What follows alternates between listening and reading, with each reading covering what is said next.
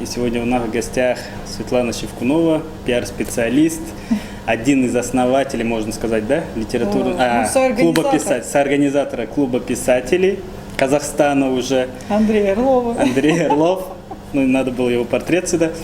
И Талгат Игликов, писатель, получается еще финансист и еще директор SmartPoint, да? Правильно? Да. И наша сегодняшняя встреча, формат вообще будет таков. Мы хотим обсудить различные тематики, в которых мы крутимся. Это литература, книги, вообще литература в Казахстане. Как вот, например, ты пиар-специалист, да? Вот, как влияет в продвижении книги своего творчества реклама должна влиять? Это одно из самых сейчас первых инструментов, один из самых первых инструментов реклама, соцсети и, конечно же, партнерство, создание ивентов. Я уже видела, у вас вышла книга, поздравляю. Да, вот она. Да, были уже даже продажи, и правильно вы сказали, что нужно именно продавать, а не раздавать свою книгу, потому что люди, когда покупают, они чувствуют ценность. Что они заплатили за нее? Заплатили, да, за нее, и они будут покупать. Как говорит Андрей Орлов, я вот вам дарю книги, а вы не читаете. Но потом он все-таки решил, что нужно продавать их, друзья, но нужно все-таки использовать пиар-стратегии, которые мы на примере клуба писателей использовали. Это соцсети, это личные контакты, это постоянно быть на разных мероприятиях, быть всегда в сети. Все началось, с примера начну Андрея, все началось у нас с его поста в соцсетях, что он, в общем-то, удумал писать книгу, он ее уже написал и удумал просто ее издавать. Ее еще не было, она была в рукописи, и все началось с Инстаграма. Потом мы начали развивать это все через ивенты, презентацию книги его сделали, и получился гигантский ивент, от которого мы вообще были в шоке, практически без вложений, построен на собственном вообще энтузиазме наш ивент. И люди узнали, что можно это делать. Познакомились с Аманжолом. Ну, мы до этого, кажется. Я с тобой познакомилась именно там, на первой презентации книги. Да. У Талгата уже вторая книга. Первую книгу расскажете? Да, первая книга – это роман, приключенческий роман. История молодого парня, нашедшего в лесу заброшенный самолет. Военный самолет. Очень тайные истории. Да, там есть тайна. Тайна времени. Да, есть тайна. Но дело в том, что они с другом, он тоже, кстати, согерой, герой второго плана, они еще с детства мечтали построить самолет. И они даже в этом пытались построить, там какие-то доски, там какие-то подручные материалы. И получается, что в жизни они действительно находят боевой самолет, и перед ними стоит задача, как ее поднять в небо, самолет. По стечению обстоятельств, абсолютно случайно, в той деревне живет боевой летчик военных времен, который завершил свою карьеру по нескольким причинам. Первая причина, он разбил один самолет, это уже было практически послевоенное время, и, так скажем, остро не стояли вопросы в летчиках. В силу, трагических обстоятельств он разбивает самолет, и его партия списывает. И он тоже обижен на эту ситуацию, но выбора нет, он уезжает в деревню свою и начинает жить обычной жизнью.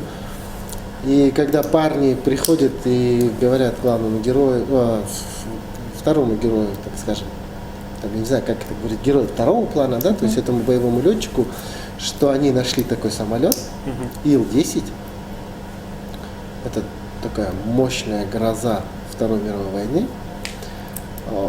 Он долго не решается, что делать, но вот это чувство, вот это желание опять взлететь в небо, да, почувствовать себя пилотом, его преодолевает, он погружается там в воспоминания. Небо ведь никогда не отпускает. Он соглашается, он приезжает с этими парнями в лес, осматривает, понимает, что какие запчасти нужны или какие нужны инструменты, чтобы поднять его в небо. Восстановить. Да, восстановить.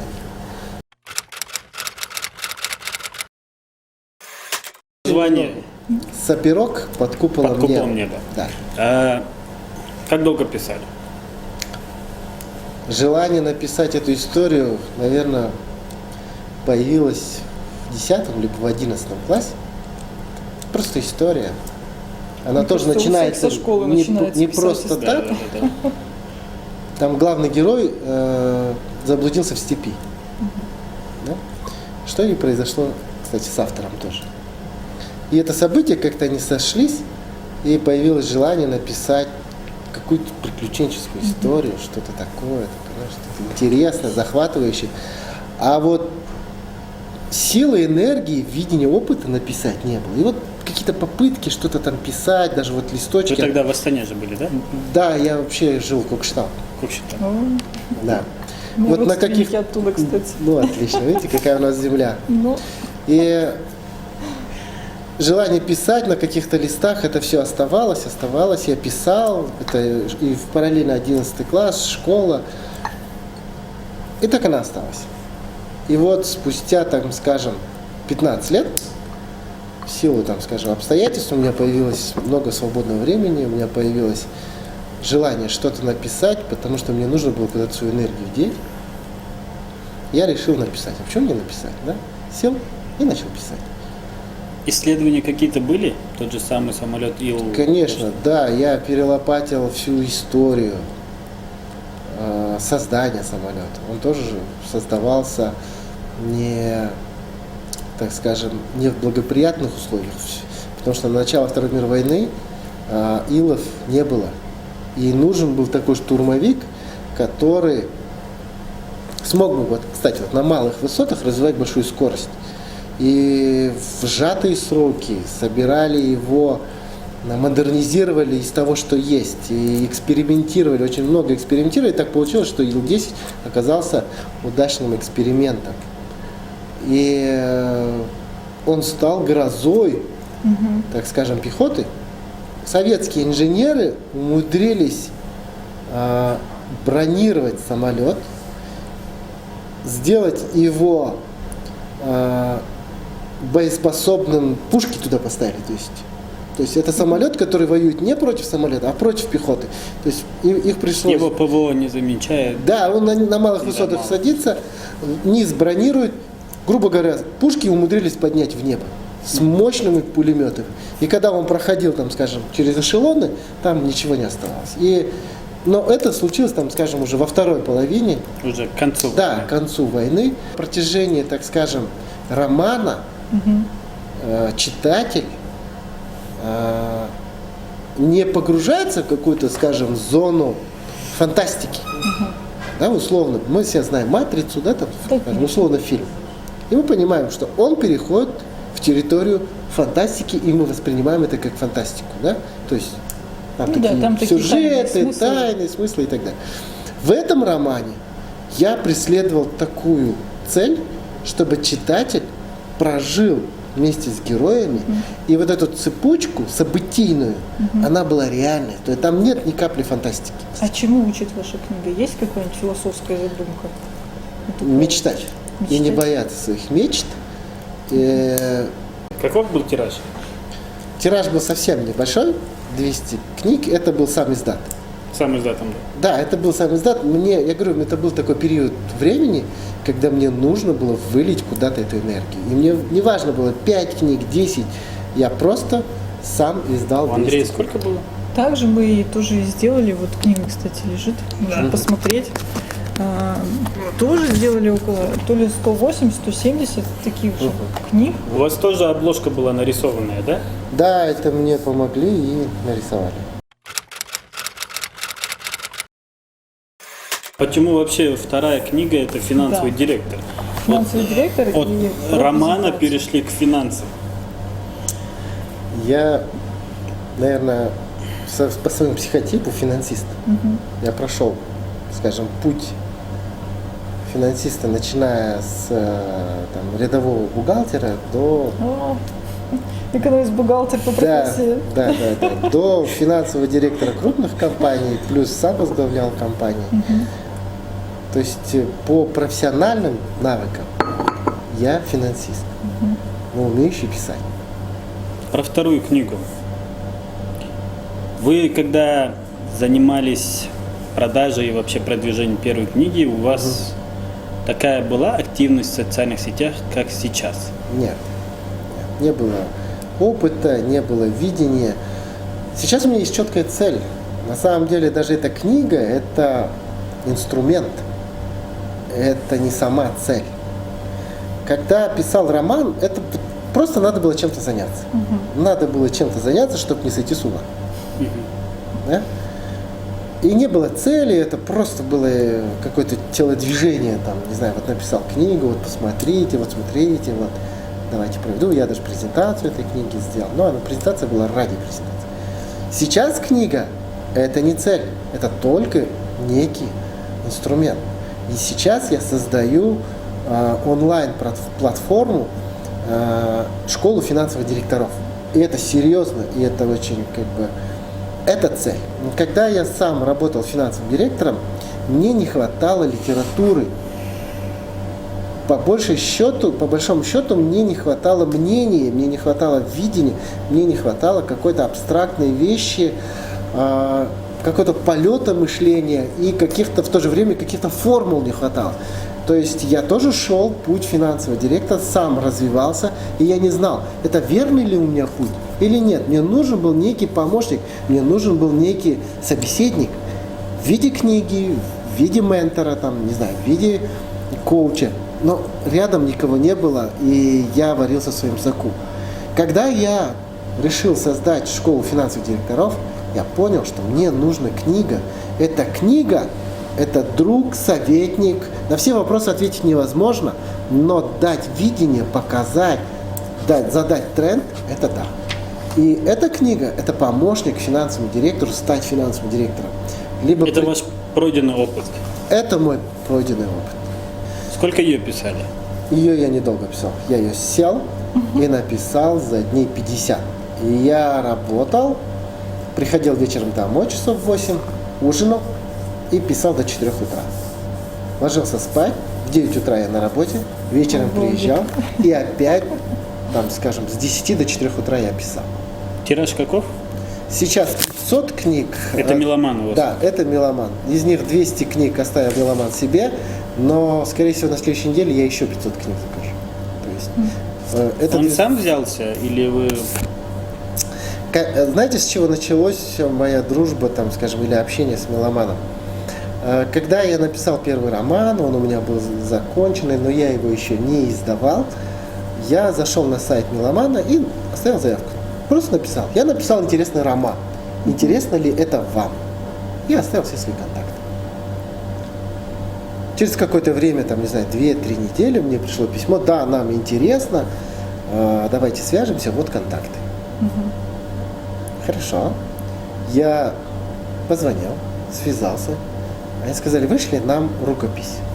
Мы ее изучим. Я отправил к ним рукопись, и они ее долго изучали. Они очень долго ее изучали. Это месяца 2, наверное, 3.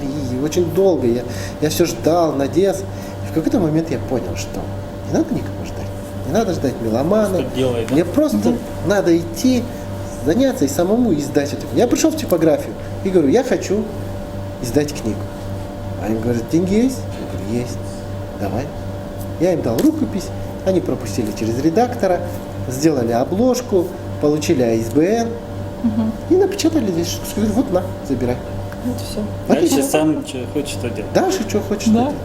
Вот, я остался в контакте с меломаном. В этот раз я уже уже позвонил менеджеру и сказал, в этот раз у меня бизнес-книга. Сказали, окей, вышли нам, мы посмотрим. Я отправил. Они долго изучали. Я очень часто названивал. Я бы все равно пошел бы тем путем, который первый раз. Бывает с ними наладить контакт. Но сейчас я думаю, что у нас уже короткий коннект, мы с ним очень хорошо друг друга понимаем. На этот раз они посмотрели и сказали, окей, нам все нравится, но сейчас нет бюджета финансировать. Если ты сам профинансируешь, мы отредактируем, мы сделаем дизайн, мы будем продавать, но за твои деньги. Я сказал, окей. Заплатил за редакцию, заплатил за дизайн, заплатил за выпуск. Они его выпустили и взяли себе на реализацию. Кроме этого, я сейчас отдал эту книгу на перевод на казахский язык. Потому это что очень важно, да, литературы на казахском языке деловой очень катастрофически не хватает. Что сейчас пунктом, это у меня выпуск этой же книги на казахском языке. Далее мы вернулись к моему первому роману с меломаном уже. Мы уже теперь партнеры, мы уже друг друга знаем, понимаем. Теперь они взяли мой первый роман «Под куполом неба» и переиздать. И также я буду сам пока финансировать, но продавать будут они. Но мы уже теперь друзья. Мы знаем. Это вообще победа, да? Подружиться с меломаном. Насчет селф-брендинга. Что скажете? Вот, я знаю, Талгат занимается ютубом, там в Инстаграме постоянно реклама у него выскакивает. Да. Сейчас вот Света постоянно сторис снимает. Да, сторис это очень, очень важный пунктик. Посты, честно, я пишу, какие-то отчетные, но обязательно нужны. Какое-то событие в жизни случается, я пишу. Но сторис это вообще нереально крутой инструмент, который придумали последние года 3 назад. Просто онлайн, ты постоянно находишься в прямом эфире, и контент, он вот здесь и сейчас. И очень важно пользоваться этим инструментом. Ты чаще анонсы делаешь, мало тебя в сторис. Вот за вами только начала наблюдать. Как у вас вообще обстоят дела с Инстаграмом? С Инстаграмом. Кроме того, что ты делаешь, и ты делаешь, может, это хорошо, важно, чтобы люди знали, что ты это делаешь. Сегодня таков мир. У меня 5 детей, да? И есть проблема. Я отстаю, да? Ты отстаешь, у него всего 3. Успеешь, все впереди. Так я пошла. И вот вопрос. Они все, дети, играют в сотовый телефон.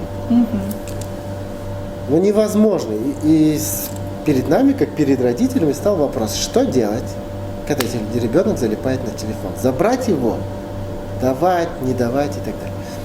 И я тогда понял, что таковы правила будущего, таковы правила сейчас. Забрать невозможно. Можно разработать правила, когда, сколько, при каких условиях он будет играть. Не ограничивать. Ограничивать – это какая-то свобода. Мы договорились, мы с детьми сели и поговорили и говорим. Окей, школа важна, все согласны, важно. Уроки – это важно. На улице гулять важно. И вот теперь, если у вас осталось время, пожалуйста. И они там вечером пытаются там, до сна. Но спим в 10. Окей. Но мы вам не запрещаем. Сначала выполняем важное, а потом, как бы, если они там находят... Вторичное. Да. Приоритеты какие. Избавиться невозможно. Так к чему я веду? Я веду к тому, что таково будущее. И будущее сегодня такое, что мало быть профессионалом своего дела. Важно, чтобы это знали люди. В перспективе времени и твоих действий, если за тобой нету качества, и ты на самом деле не 3 рубля, как ты себя раскручиваешь, а 3 копейки, время, и люди скажут. Но если ты действительно делаешь хороший продукт, ты действительно помогаешь людям, компаниям, люди тоже скажут. Поэтому невозможно долго пиариться, если за тобой нету качества. Это точно. Если в офлайне... Нету у тебя фундамента, на котором ты да, можешь если стоять. ты не можешь, ничего не представляешь, конечно же, онлайн, сложно. Какое-то время ты будешь в трендах, но затем ты сойдешь с дистанции. Есть же такие люди, посты которых ты читаешь, грамотно, наблюдаешь, то есть. И когда в жизни встречаешь и начинаешь с ним общаться. Оказывается, это 2 разные люди были. Как раз таки вчера ты мне говорил. Да, про эту тему, когда вот реально вроде ты создаешь такой культ, да, когда ты читаешь, красивая фотография и текст. Мало кто сейчас, конечно, и читает именно посты. Кто-то лайкать любит просто. Я просто лайкаю. Куча информации, и чтобы зацепить чем-нибудь, нужно либо видеоконтент реально с субтитрами, и либо какую-нибудь прям реальную классную картинку. Потому что если зацепило, окей, я прочту до конца. Если нет, то нет, просто пролистываю. Потому что у нас сваливается куча информации, и тут нужно прям выделять, что для тебя важно. Так что, ну, не все бывает важно. Но я вам скажу одно, книги читать будут. Книги, да. Я Вот сама книги, вот каждый в раз таком покупаю, формате, мне как дарят. книга, Да. она будет всегда. А можно мне вопрос? Конечно. Это клуб 451. Да. Какова ее главная миссия? Популяризация, чтение книг. Чтение. Да. А какими инструментами? Какими Наш основной инструмент, конечно, это социальные сети. А в социальных сетях сидят, ну, как бы в основном молодежь, молодые люди. И наша задача именно больше акцентрироваться на молодежи. Делать интересные форматы, встречи. Тот же самый книгообмен, который мы сейчас поменяли формат, да, это он нестандартный, потому что стандартно он идет, когда все сдают книги и ждут там по количеству, отбирают друг у друга. А мы сделали что-то вроде комьюнити, когда человек приходит со своей книгой и видит, у тебя есть такая-то книга, у меня есть такая-то, давай поменяемся. Про что эта книга? Расскажи. Ну, я его не читал, а мне там-то подарили, мне он не зашел, может, тебе понравится. И вот так люди начинают обмениваться. Если даже по длительности взять, раньше то, что было, проходило там 10-15 минут, когда толпой набегали и отбирали, Война. сейчас проходит 2 часа. И мы стараемся, то, что я говорил, социальные сети, это Инстаграм, какие-то юморные вещи, какие-то полезности, это что всегда было полезно. Это какие-то топы, топ книг, топ библиотек, топ каких-то мест, где можно книгообмен провести. Но этой информацией делимся. И там всегда большая статистика, это сохранение, репосты, комментарии. Ну, а также мероприятия, которые Да, мы мероприятия. в партнерстве с клубом писателей, с Андреем проводим. Образовательные мероприятия, которые Это реально полезные Да, мероприятия, полезные. которые собирают пишущих, в читающих. формате в современном формате. И то, что мы сейчас тоже планируем сделать литературный фестиваль, он не будет а-ля для галочки фестиваль, который там где-то выделят деньги, и мы это провели, красивые фотографии, видеоотчет. Это будет реальный полезный контент, где человек, любой желающий, может прийти и найти реальные контакты. Вы, например, писали в «Меломан», да, вот когда первую книгу издавали. А тут возможность, тебе «Меломан» перед тобой лицом к лицу стоит. Ты говоришь, вот моя рукопись. Будешь печатать? Нет, тогда я пойду к следующему издателю. У нас же не только «Меломан» издает, много же кто еще? издателей. Есть у них лидер? Есть еще? Есть несколько издательств, с которыми мы знакомы. Книжный клуб есть издательство. Я с ними сотрудничала тоже. Они, конечно, Книжный клуб избирательно, да. издавал в этом году Александра Савельева. да. Он издавал книгу по продаже. Волоколамское шоссе. Это впервые было издано именно казахстанским издательством. До этого всегда это было российским. Абай Букс, Амал Букс, много таких издательств. Но у них, видите, есть какое-то направление свое. Кто-то там любит нон-фикшн, кто-то детскую литературу Детскую, издает. Но все равно это казахскую очень литературу. дорого у нас издавать в Казахстане. Вот в чем основная проблема. Но казахстанских писателей в полочку становится больше и больше. И чем Да, это очень разнообразнее, вот сейчас мы выложили только казахстанские, да? Это чем разнообразнее. Дусым Сатпаев Да. тоже издает книги. Да. И на прошлой неделе делали его интервью. Невероятно интересный человек, опыт как политический, так и связан с созданием книг. Просто Сидели во и всех наслаждались интервью, интересным. которые с Досымом делалось, Да. многие смотрят его политическую сторону, именно как его политолога, специалиста в сфере покрытия. И когда к нам приходит там взрослое поколение и говорят, а что сейчас молодежь читает, потому что они видят, что у нас формат более такой молодой, и они говорят, а что сейчас молодежь читает? Я говорю, бабушка, наверное, вы сами давно уже не читали книгу, и поэтому вы так судите. Они же все в телефонах. Я говорю, в телефоне, если он сидит, это не означает, что он не читает там. Потому что сейчас информация, как говорит Света, Да. валом, этого много Можно очень. найти, А есть прочесть. любимые писатели? Мне нравится Харуки Мураками. Так. Ну и как мой 451 градус, это Рэй Брэдбери. Конечно же, я думаю, почему он не говорит об этом. С него начать, да? Оруэлл. Шляпа? Нет, 1984 1984. больше, наверное. Скотный двор. Потому что все-таки тематика антиутопии. Замятина только мы я читал. Но тоже вот эта тема «Большой брат смотрит за тобой». У тебя какие Я писатели? больше люблю нон-фикшн литературу по саморазвитию. Даже эзотерику. Вот мне как-то в психологию, эзотерику лет 5 назад погрузила. Все, вот, просто моя любовь по саморазвитию, по психологии.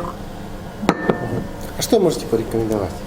Мне очень нравится, сейчас читаю Максима Батарева, 45 татуировок личности. Вот это вообще просто на одном дыхании читаю. Эзотерика.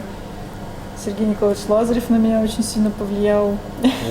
Слышали, может быть? Нет. Диагностика кармы. Ну да, конечно, немножко нужно понимать, о чем он там говорит, не всегда Вообще, понятно. что такое экзотерика? Да, давай начнем с этого. Да. Эзотерика — это такое, нам казалось бы, тайное, что-то тайное, непонятное. Эзотерика, сегодня, кстати, слышала интервью одно, это наш прожитый опыт, это лично наше тайное, внутреннее, что мы изучаем о себе, мы понимаем себя, это тема саморазвития. И просто так жить, тупо там, работать бухгалтером, может быть, тупо не развиваться там, где-то в финансах. Какие-то книги да. дописать. То, что мне нет. Онлайн-школы То, что мне запускаем. очень приятно и круто, Печальные какие-то. знакомство с вами, то, что вы вкладываетесь также и в свою самореализацию, и в творчество. Вы проявляете свое творчество, вы изучаете, вы понимаете то, что вам это нужно. Не тупо просто... У меня еще 2 книги не дописаны сейчас. Вот. А в каком жанре? Скоро выйдет еще одна моя книга, надеюсь, до Наурыза. Ну, кроме того, что Сапирок это выйдет под куполом неба, там я не участвую, это техническая часть. То есть я сейчас отдам рукопись. Ну, он практически готовый Да, это продукт, готовый, который это- уже продавался и Да, который, да. там же вы не будете редактировать, Нет, что-то ничего не добавлять. редактируем, ничего не добавляем, ничего не убираем. Другая книга выйдет до Нового года, которая называется «33 совета финансиста». А тоже в этом. Да, это из бизнеса, и это про бизнес, и это про деньги. Там, да. Всем Кроме интересно. этого, у меня начат роман, но не дописан, называется «Буржуй». Это не продолжение, не официальное продолжение «Под куполом неба», хотя хоть и героя также зовут, как и «Под куполом неба», его тоже зовут Тимур. И это там текущая современность, сегодняшние дни. Кстати, в первом романе время это 89-91, вот этот период времени. А это будет уже А это, наши да, 2019, там, пусть будет там 2020 год. И это про парня, который self-made, сам себе сделал. Все его трудности, там, скажем, все его шрамы, все его факапы, все его взлеты и падения, и в конечном итоге взлеты. И это про Казахстан, это про наши реалии. Что мне вдохновляет и что мне нравится в буржуи, это условно можно сказать советский, вернее, повторение, наш современный Теодор Драйзер, финансист. Каупервуд. Фрэнк Каупервуд. Это нужно. В наших реалиях, Это да, Каупервуд нашего времени. И он финансист. Да. А почему буржуй называется? А его так парни, близкие друзья. Это кличка, да? Да, у него кличка была Буржуй, и в конечном итоге он, ну как бы, можно Просто и... сериал такой был «Буржуй». А это, кстати, из-за этого сериала его так и назвали. Помнишь? Конечно, я смотрела. День рождения Буржуя. День рождения буржуя. И этого очень главного мало героя было так и тогда, назвали конечно. Буржуй из-за этого сериала. Там его друг был толстый, который сникерс постоянно ел. Нет, я была еще очень маленькая, чтобы помнить такие Нет, а детали. это наше. А вот Ты, наверное, бандитский Петербург еще не знаешь. Да? Конечно, знаю. Да? Бригаду вспомню.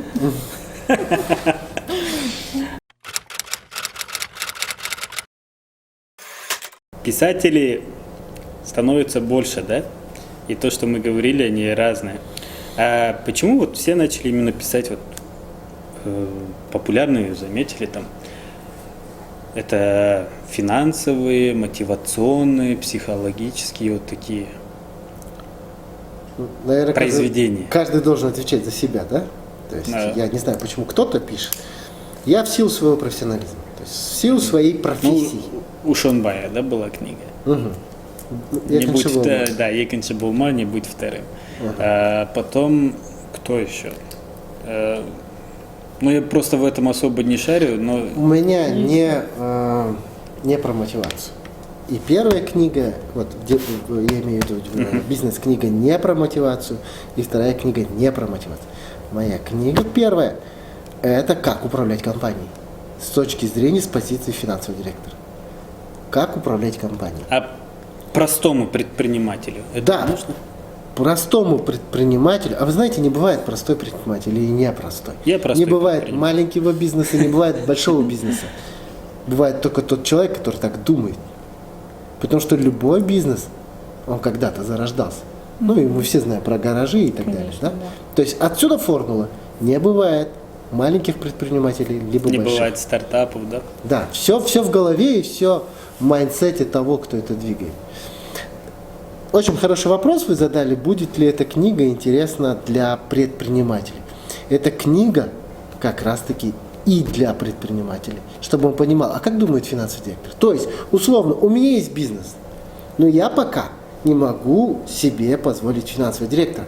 Но его роль и значимость, как я в этой книге пишу, переоценить невозможно. Но я, как начинающий бизнесмен, не могу его себе позволить. Тогда почитай и подумай. И ты поймешь, как думает финансовый директор. И стань сам Это немножко... стратегия, Да. мышление, Да, как надо да. быть.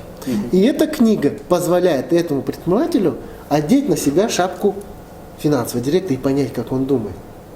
Вторая книга «33 совета финансиста» – это с точки зрения развития бизнеса, как думает финансист, как финансовый директор развивает компанию. Очень много кейсов, когда финансовые директора доводили компании до мирового уровня. Скажите, может быть, 3 правила вот у финансового директора? Вот 3 самых главных правила. Ты отвечаешь за все. Ага. Финансовый директор отвечает за все. То есть это главное правило успешного финансового директора. Он не может говорить, что я отвечаю вот за маркетинг, я отвечаю за финансы, я отвечаю за бухгалтерию. Это неправильный финансовый директор. Финансовый директор отвечает за все. Почему? Объясню. Чем бы компания ни занималась, неважно, добыча нефти, производство книг, неважно, все проходит через призму денег, расходов, доходов. Если все, бизнес-процессы проходят через призму денег, значит, их можно оптимизировать и ими нужно управлять. Это в любом случае компетенция финансового директора. Понимаете? Плох тот финансовый директор, который окружает себя 3-4 направлениями. Маркетинг, финансы, бухгалтерия. Это неправильный финансовый директор. Финансовый директор отвечает за все. А генеральный директор уже за все остальное. Вместе с ним, да?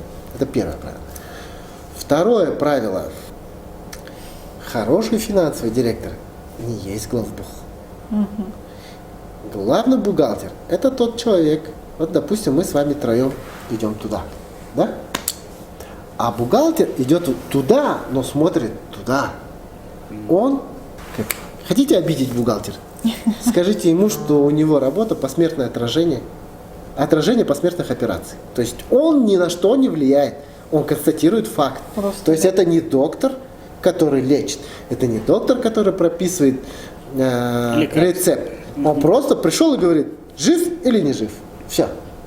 Факт есть, помер, отмечает. То есть бухгалтер, по большому счету, это статист. И у нас получается так, что финансовые директора вырастают из бухгалтеров.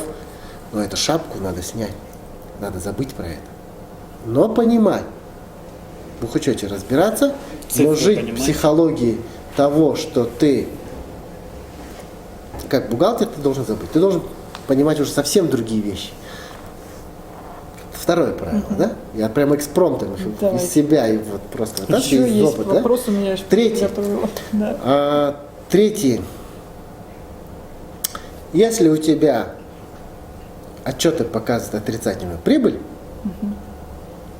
не надо завоздушивать доходы воздушными доходами. То есть это когда строится финансовая модель, а-ля мы там попали в 3 миллиона, а давайте пририсуем в доход еще 3 миллиона, а там как-нибудь жизнь выкрутится. Он должен четко понимать, что доходы твоим фантазиям, твоим желаниям, амбициям не подчиняются напрямую. Да, ты влияешь на них в силу своего профессионализма, в силу своей компетенции, да, влияешь. Но они не результат твоей фантазии. Ты не можешь зафантазировать и сказать, рисуй туда 3 миллиона, а там мы что-то придумаем. Нет. Это жесткая констатация. Ну вот как-то Теперь мне условно понятно, 3 как правила. должен работать настоящий финансист. Да. А как еще, вот такой у меня вопрос еще есть, как вот совместить отдел маркетинга, желание, идеи, вот эти творческий потенциал с такой вот призмой финансового, бухгалтерского такого вот вопроса, что ли, финансового мышления? Бывает, я сталкиваюсь с компаниями, которые, например, не видят смысла, например, как вот правильно, что ли, донести до людей, что маркетинг тоже очень важная вещь. Архиважно. Тут нужно понимать и видеть картину в целом. Понимаете, можно сравнить эту ситуацию с охотой.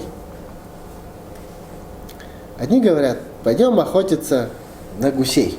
Ага. Да? Маркетологи – это те люди, которые подбирают дробь. Они говорят, ребята, вы что хотите? На кого пойдем охотиться? Они говорят, на гусей. Они говорят, вот дробь, которая на кабанов, она нам вообще не нужна. Да, с этой дробью можно убить гуся. Но будет гораздо эффективнее, быстрее и лучше, если мы в них будем стрелять дробью для гусей. Их меньше, большое покрытие. Да, она не такая мощная, да, там меньше пороха, но ее количество больше. То же самое маркетинг. Надо понимать. А финансовый директор – это тот, кто заказал всю охоту. А знаете, зачем он ее заказал? Потому что он знает, что ему нужно 10 гусей приготовить для гостей, которые он их продаст. Поэтому он нанимает команду охотников и специалистов. Грубо говоря, тот, кто стреляет там, это охотники, а тот, кто подбирает дробь, тот, кто говорит, лучше всего стрелять там у речки, это маркетологи. Они должны собрать весь анализ, сказать, мы собираемся подбить 10 гусей. Для этого мы должны пойти на водоем в 6 часов утра, потому что гуси взлетают утром. Ее как-то охота называется, утрянка, там вечерка, да. То есть тогда есть время. Маркетологи говорят, не надо ходить туда в 3 часа ночи. У них есть время там, с 4 до 6 утра. Летят они примерно вот таким курсом, вот такого направления. Стрелять нужно из такого ружья, с такой дробью. Как вы будете стрелять, мы не отвечаем. Все инструкции дали и ушли. Если маркетологи говорят, вы пойдите туда в 5 утра или там в 3 ночи, стреляйте в ту сторону, когда нет гусей, это плохие маркетологи. Хорошие маркетологи, которые знают примерно курс полета гуся, время взлетов, количество, калибр и какой дробью в них стрелять. Это хорошие маркетологи. Но финансовый директор – это тот, кто организовал всю охоту, и он знает, зачем ему эти гуси. Когда они принесли гуси, он их отдаст людям, те общипают, он их зажарит, продаст, заработает денег, себе оставит и еще с маркетологами и охотниками рассчитается. Вот это финансовый директор. Вы мне рассказали про своих авторов. Я? Да, про нас узнали. В силу разного времени разные авторы у меня в фаворитах. В начале своей карьеры я очень много читал бизнес-литературу. Очень много. Кстати, вот такой книги, как «Финансовый директор», я не нашел. Это одна из, кстати, причин была написать ее. У меня не было такого письменного помощника. Ну, тем не менее, есть другие достойные мировые бестселлеры. Там. Я их всех перечитал.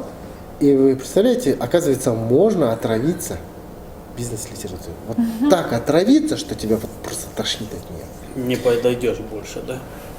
Знаете, когда это происходит? На это есть причина. Когда ты впитываешь в себя очень много информации, профессиональной информации, но тебе ее некуда реализовать, ты не можешь ее реализовать, Передать эту информацию дальше. реализовать. Реализовать, ну, вот через эти собственный опыт. Да, через собственные проекты. У тебя нет собственного проекта. Ты в силу каких-то обстоятельств занимаешься чужим проектом. И Твой твои... руководитель не понимает, что ты хочешь. И это, да. И это тоже, то получается, что вот тебя просто колбасит. Тебе не хочется читать, ты понимаешь, да, я сейчас возьму здесь 10 навыков, здесь я возьму 10 инструментов, но реализовать мне будет некуда. Но надо было как-то выходить из этой ситуации, и я начал читать художественные литературы. Начал с Харуки Мураками, «Норвежский лес», это «Норвежский первый, лес». да, там, Самое известное. Кафка, все туда зашло, я практически там не знаю. Бег. Что я думаю, когда говорю о беге, я это читал, когда к марафону готовился. За ним пошел Марк Леви. Марк Леви, кстати, один из виновников сегодня моего стиля написания. Я просто тупо скопировал психотип, как писать. Мне понравилось, как он пишет. Он пишет легко. Он пишет так, что ты читаешь и не замечаешь, как ты за 2 часа прочитал там четверть книги. Это круто, это супер. Читал, Какое его произведение? ой, много. «Похитители теней», «Между небом и землей». Но в стиль моего написания легла его книга «Фрирайтинг». У него есть книга «Фрирайтинг», где он объясняет, как надо писать. Да, Делится слышала своим книгу, опытом. да. Крутая книга. Кто хочет писать книги и не знает, с чего начать, купите Марк Леви, «Фрирайтинг», прочтите ее, оденьте наушники и просто пишите. Окей, Марк Леви. Дальше пошел Эрих Мария Ремарк. О, конечно, триумфальная арка. Ну все, началось с 3 товарищей. 3 товарища. И все, да, да. Замечательно. Да, он тоже как бы стал моим фаворитом. Это в какие годы? Ой, это было давно, не знаю, года 4, может, назад и так далее. Марк Леви, Эрих Мария Ремарк. с Ремарком хорошо, но с ним грустно. Да, так печально. Да, с ним все шикарно, но с ним грустно, да? Она же умерла. Дальше у него она всегда умирает. Она всегда умирает, и в 3 товарищах, и там. Да. У него. Вообще-то это, мне кажется, он это рассчитан трагедия на из-за подростка. матери. Знаете, почему его Мария Ремарк? Это имя ее матери. Его матери. Когда мать умерла, это была такая для него трагедия. Он себе приписал. На самом деле Эрих Ремарк. И он взял и вписал себе имя. А вообще Мария. немцы его говорили Крамер. Ремарка. Вообще немцы его не любят. Да, не любят и говорили, Вообще это наш они его не немец любят. Крамер. Даже когда он получил, там, скажем, Нобелевскую премию, да, когда он получил мировое признание, он не вернулся в Германию, они его просто не впустили. И он умер, по-моему, в Швейцарии или в Швеции. Он вернулся из Америки. Он, кстати, был женат на жене Чаплина. Он с ней. Она, естественно, не первая жена, но он, так скажем, большой отрезок времени прожил с ней. И прожили они в Швейцарии, и Германия его не приняла. Ну окей, Ремарков закончился. Жизненная турбулентность. Ищу в книгах что-то, что меня должно вытащить из этого факапа. И я читаю «Папьон» Анри Шарьера. Анри Шарьер, автор книги Да, я «Папьон». поняла, да. Может быть, как одно целое прозвучало. Крутой кейс, крутая история, как человека посадили на пожизненное заключение, да, и он там... Напоминает историю Шантарама. Да. Шантарам тоже туда меня залетел, Да. прочитал. Следующая книга, чтобы выйти из факапа, чтобы дать мне энергию, была «Не сломлены». Зампирини помню, а вот Антонио, что ли его зовут, не помню. Ну, автор этой книги Зампирини, итальянец американского происхождения, бегун, чемпион Олимпийских игр в Берлине. Фильм от Анджелины Джоли выходил. Фильм ужасный, фильм просто говно. Анджелина Джоли. Роман это вот круто, а это ну как бы так все нет тех эмоций, нет того драйва, нет Я того, только трейлер посмотрел. нет той харизмы, которая его вытащила. Окей, это прошло. Всегда хотел прочитать Монте-Кристо. Всегда. Граф Граф Монте-Кристо. Монте-Кристо. Начал, не зашел. Взял Джек Лондона, не Джек зашел. Лондон классный. Не зашел. Вообще никак. Еще кто-то вообще не зашел. начал искать. Нашел французских писателей. Вот сейчас у меня в фаворитах, мне подарили книгу «Девушка из Бруклина». Да, я видела, Гийом кстати. Мюссо. Я 3 или 4 романа прочитал Гийом Мюссо. Шикарно пишет. Все книги, которые мы читаем, они все же помогают нам по жизни выйти из каких-то сложных ситуаций, либо погрузиться в какую-либо атмосферу, может быть, романтики, приключений, фантастики. И, в общем, надо читать. Прочитал вот буквально недавно Хари «Сапиенс». Амадеус, Homo sapiens. Я прочитал «Сапиенс». Это Вообще вторая книга. шикарная книга. И вот попалась на «Сапиенс», я прочитал «Сапиенс». Вообще, его видение, его взгляд, я где-то вот прям разделяю его. Спасибо большое нашим гостям, Свете, Талгат. Классно, очень много интересного я и как бы для себя узнал. И мне кажется, и наши подписчики, наши слушатели, наши смотрители тоже узнали. И даже Света для себя что-то узнала. От романтических книг до финансовых правил. Да. Спасибо большое. Спасибо вам. Мне тоже было очень интересно. В целом, я считаю, что вы делаете большое дело, потому что мотивировать молодежь на чтение сегодня как минимум неблагодарно. Да? Мы как учителя, да, школьные? Да. Занимаясь этим, я восхищаюсь вашей мотивацией. Я не знаю вашу фин-модель, да, на что вы... Но Социальная фин-модель. в любом случае, даже занимаясь социальным бизнесом, это бизнес. Там есть расходы и там Конечно. есть доходы. И если они между собой не сходятся, то проект закроется в любом случае. Но это вам не грозит, вы развиваете этот проект. В целом, я считаю, что я сына по-другому мотивировал читать. Я просто за каждую книжку 5000 получу. О, хорошая мотивация. Да, и Я это тоже хочу такого папу, да? вот такая вот мотивация. У вас другой инструмент, но Конечно. вы как Мы просто находите. любим свое дело. Очень важный момент, что когда любишь свое дело, ты вкладываешься в него, и вот оно срабатывает, оно, в общем-то, Круто. вдохновляет. Спасибо. Спасибо. Спасибо, что досмотрели. Ставьте лайки, дизлайки, комментарии, все, что хотите. Подписывайтесь. да? Подписывайтесь на канал, да, обязательно. До свидания. Спасибо, пока. Спасибо, Боже. Спасибо Было очень вам. приятно. Спасибо большое. Книжку забираю. Приглашение.